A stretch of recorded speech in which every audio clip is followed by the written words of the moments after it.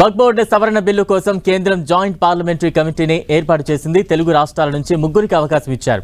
తెలంగాణ నుంచి డీకే అరుణ, అసదుద్దీన్ ఓవైసీకి చోటు కల్పించగా, అలాగే ఏపీ నుంచి లావు శ్రీకృష్ణదేవరాయలను సభ్యుడిగా నియమించారు. మొత్తం 21 మంది లోక్సభ సభ్యులను జేపీసీలోకి తీసుకున్నారు.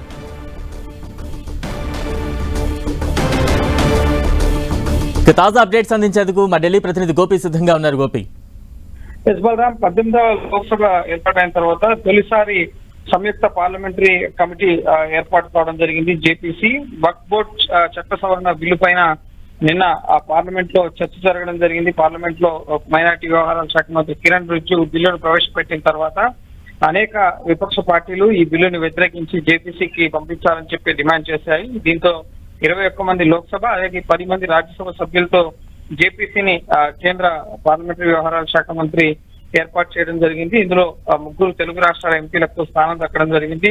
టీడీపీ ఎంపీ లావు శ్రీకృష్ణదేవరాయలు, అలాగే పాలమూరు బీజేపీ ఎంపీ డీకే అరుణ, అలాగే మజ్లిస్ పార్టీ ఎంపీ అసదుద్దీన్ ఓవైసీకి చోటు దక్కడం జరిగింది. అలాగే పలువురు ప్రతిపక్ష పార్టీ ఎంపీలకు సహా ఈ జేపీసీలో ప్రధాన పార్టీలకు సంబంధించి సభ్యులకి అవకాశం కల్పించడం జరిగింది. రాజ్యసభ ఎంపీల జాబితాను కూడా ముఖ్యంగా ఈ జేపీసీలో 10 మంది సభ్యులకు రాజ్యసభ నుంచి కూడా అవకాశం కల్పించడం జరిగింది. రాజ్యసభ నుంచి ప్రధానంగా బ్రిజ్లాల్, అలాగే మేధా వర్మ, అలాగే శ్రీ గులాం అలీ, అలాగే రాధా మోహన్ దాస్, అలాగే సయ్యద్ నాజీర్ హుస్సేన్, అలాగే మహమ్మద్ నదీముల్ హక్, అలాగే విజయసాయి రెడ్డికి, అలాగే మొహమ్మద్ అబ్దుల్లా, అలాగే సంజయ్ సింగ్, అలాగే ధర్మస్థల వీరేంద్ర హడ్జేకి ఈ రాజ్యసభ నుంచి ఈ 10 మంది కూడా ఈ జేపీసీలో భాగస్వాములు కాబోతున్నారు. అలాగే లోక్సభ నుంచి కూడా కీలకమైన ఎంపీలు ముఖ్యంగా లోక్సభ డిప్యూటీ లీడర్ గౌరవ్ గొగోయ్కి ఇందులో స్థానం దక్కడం జరిగింది. అలాగే ఇమ్రాన్ మసూద్ తో పాటుగా మొహమ్మద్ జావేద్, అలాగే మహబూబుల్లా, అలాగే కళ్యాణ్ బెనర్జీ, అలాగే ఏ రాజాతో పాటుగా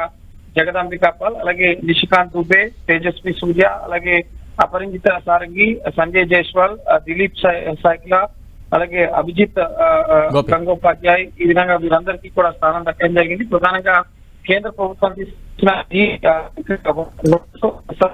అనేది ముఖ్యంగా వక్ఫ్ ఆస్తుల్ని ప్రభుత్వం లాక్కునేందుకు తీసుకొచ్చిన బిల్లు. పూర్తి స్థాయి సంప్రదింపులు జరగకుండా సవరణలు తీసుకొచ్చారు. ఇప్పుడు తీసుకొచ్చిన బిల్లులో ప్రధానంగా జిల్లా కలెక్టర్లకి అధికారాలను కట్టబెట్టడం జరిగింది. అలాగే వక్ఫ్ బోర్డు యొక్క అధికారాలను తగ్గించడం జరిగింది.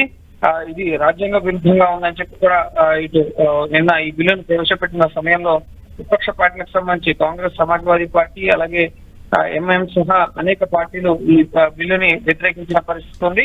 సో ఆ నేపథ్యంలో దీన్ని జేపీసీకి పంపించేందుకు కేంద్ర మైనార్టీ వ్యవహారాల శాఖ మంత్రి ఇటు కిరణ్ రిజిజు ఇటు అంగీకారం తెలపడం జరిగింది. 1995 నాటి వక్ఫ్ చట్టంలో దాదాపు 40 సవరణలు తీసుకొస్తూ కేంద్రం బిల్లును తీసుకురావడం జరిగింది.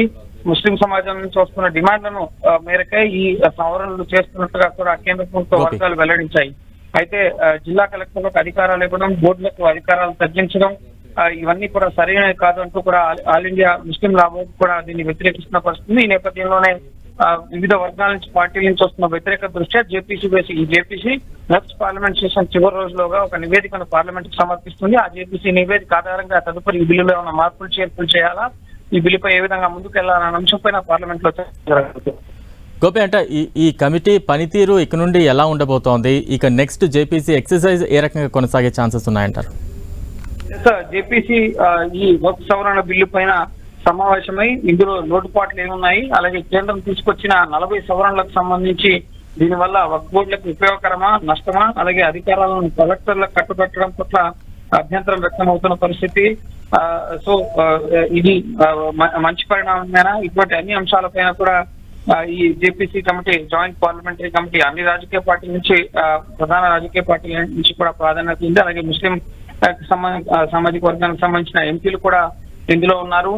సో రాజ్యాంగ స్ఫూర్తికి విరుద్ధం, మతపరమైన విభజనకు దారితీస్తుందని చెప్పి కూడా కాంగ్రెస్ పార్టీ దీన్ని వ్యతిరేకిస్తుంది. ముస్లిం హక్కుల్ని లాక్కునే విధంగా ప్రభుత్వం ప్రయత్నిస్తుంది.